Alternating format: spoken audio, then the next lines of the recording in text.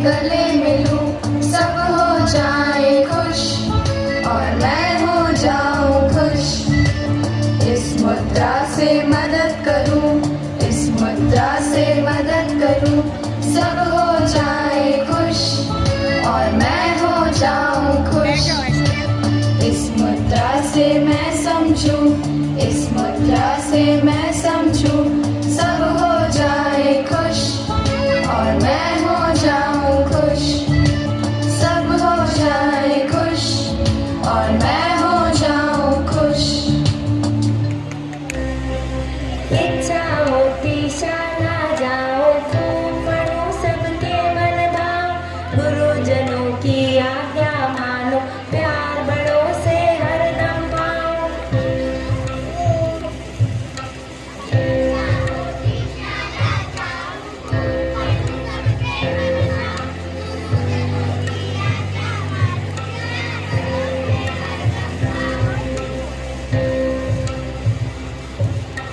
मैं जल खेलूं संग सभी के, स्वस्थ रहूं या मेरी इच्छा, सभी बड़ों की सेवा में मगन रहूं या मेरी इच्छा।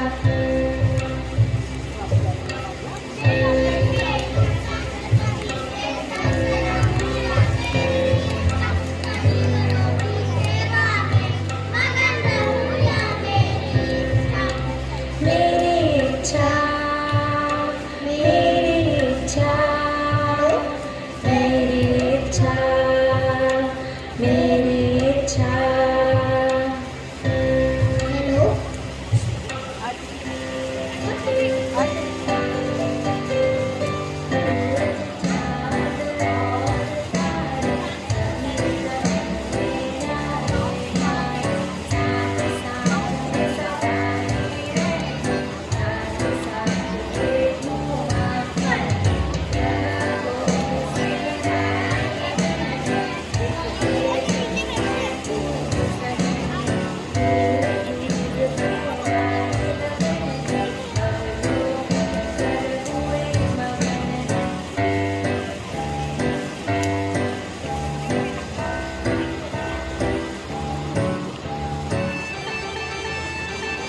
आज हमारे साथ मौजूद है अभिभावक विद्यालय की संचालक शीला जी।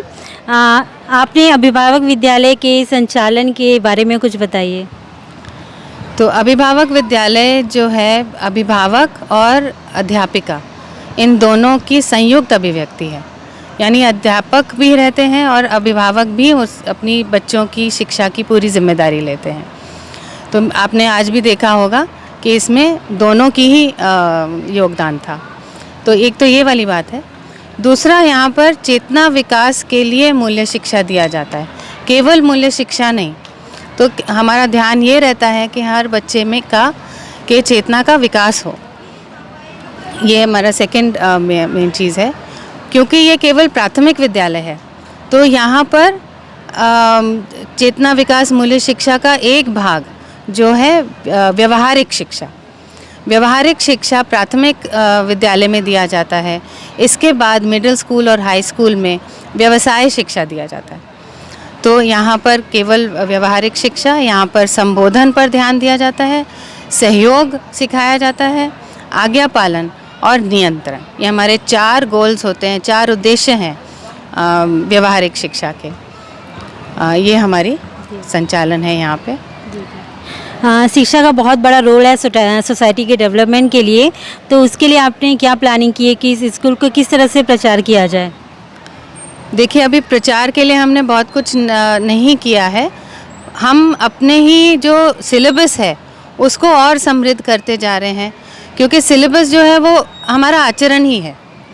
तो एक तो होगा कि भाई हमने कोई सिलेबस लिख के डाल दिया कागज़ पे और उसको हम इम्प्लीमेंट कर रहे हैं, वो तो होएगा ही।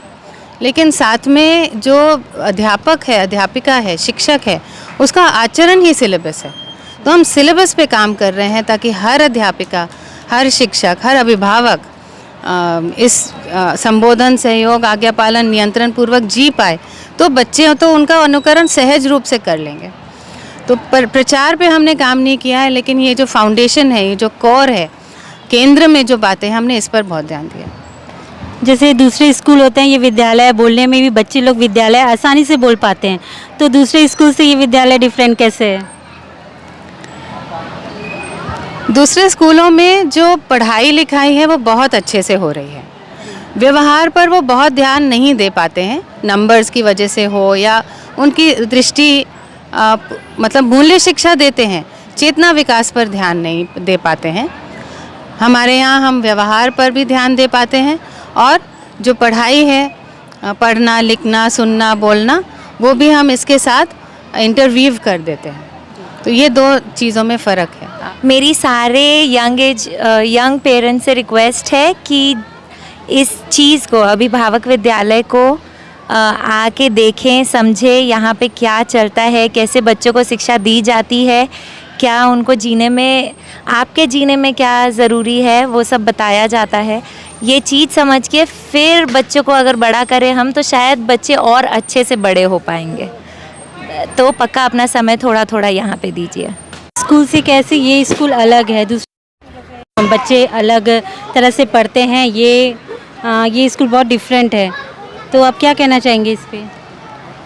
एक तो पहले मैं ये ध्यान दिलाना चाहूँगी कि अभी डिफरेंट के नाम पे ना लोग इंफ्रास्ट्रक्चर कुछ स्पेशल कर दिए है ना, कुछ एक्टिविटीज़ ऐसी डाल दिए जो अभी शहर में मौजूद नहीं है, ठीक है, कुछ ना कुछ मतलब इन्फॉर्मेशन एक्स्ट्रा दे रहे हैं, या किसी ने मतलब ज़्यादा डिजिटल क्लासरूम बना ली है, इसको विकास मानते हैं ना। तो ये जो विकास है वो ठीक है, मतलब वो बाहरी तौर पे है, जैसे हम स्थूल रूप में बोल रहे हैं, लेकिन बच्चे की चेतना का जो विकास है वो एक्चुअल में विकास है। जैसे हम समाज में भी देखेंगे तो जो आर्थिक पक्ष है उसको अपन विकास नहीं बोलेंगे, सामाजिक चेतना जो है, व्यवहार में अगर व्यक्ति सामाजिक नहीं हो पाएगा तो फिर हम उसको विकास नहीं बोल सकते। क्योंकि विकास होने के बाद अगर हमारे में अभी भी डर बना हुआ है कि हम सोसाइटी में एक दूसरे के साथ रहेंगे कैसे, है ना, अपराध और गलती अभी भी अगर चालू है, तो उसको हम विकास नहीं बोल सकते। तो पहले तो विकास का अर्थ हमको ठीक से जानना होगा कि मानव जब मानव चेतना के साथ जी पाएगा ना, उसको हम विकास बोलेंगे, ठीक है। तो ये चेतना के विकास के लिए हमारा एजुकेशन कंटेंट भी वैसा होना होगा कि बच्चे को स्वयं की पहचान हो पाए सबसे पहले, और स्वयं की पहचान भी एज अ मानव, कि मानव रूप में मैं क्या हूँ, है ना, तो मेरा लक्ष्य क्या है। मानव का लक्ष्य भी अभी बच्चों को पता नहीं है। वो छोटी छोटी चीज़ों को बस, जैसे आज स्कूल बैग लेना है वो लक्ष्य मान लिए, अगली क्लास में जाना है उसको लक्ष्य मान लिए, कोई व्हीकल लेना है उसको लक्ष्य मान लिए, कोई जॉब पाना है उसको लक्ष्य मान लिए। लेकिन मैं हमेशा सुखी रहना चाहता हूँ। सुखी रहने के लिए मेरी समझ पूरी होना ज़रूरी है ना, और मेरी समझ पूरी होने के लिए मेरा ज्ञान अर्जन होना ज़रूरी है। इस बात पे हमारा ध्यान नहीं गया है। तो समाधानित होना ये लक्ष्य है ना, समाधानित होकर उस समझ के साथ में ही हम समृद्ध हो पाएंगे। अभी कैसा है कि हमको अपनी आवश्यकता की पहचान नहीं है। आप किसी से भी बात करेंगे ना, how much do you need, तो they will think sky is the limit.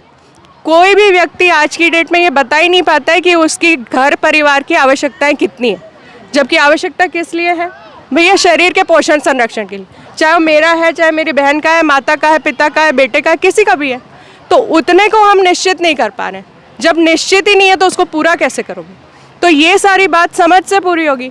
तो शिक्षा से ऐसी समझ दे पाएँ कि बच्चे को स्वयं की पहचान हो जाए, मानव लक्ष्य की पहचान हो जाए, वो जिन संबंधों में जीता है परिवार में उसकी पहचान हो जाए, समाज में जो सब संपर्क है उनके साथ कैसे जीना है, हर एक मानव के साथ कैसे जीना है। तो स्वयं में व्यवस्था से घर में व्यवस्था, समाज में व्यवस्था और अखंड समाज सार्वभौम व्यवस्था, इस चेतना के साथ जीने योग्य हो जाए बच्चा, उसके लिए सारा शिक्षा का कंटेंट है। और वो कंटेंट हमारे आचरण से बच्चों में जाता है। तो टीचर्स और पेरेंट्स ही जिस तरह का कार्य व्यवहार कर रहे हैं, जैसा उनका सोच विचार है, जैसा वो अपने तन मन धन का सदुपयोग कर रहे हैं, वो ही ट्रांसफ़र होता है आगे की पीढ़ी को। तो ये एक छोटा सा प्रयास है हमारा।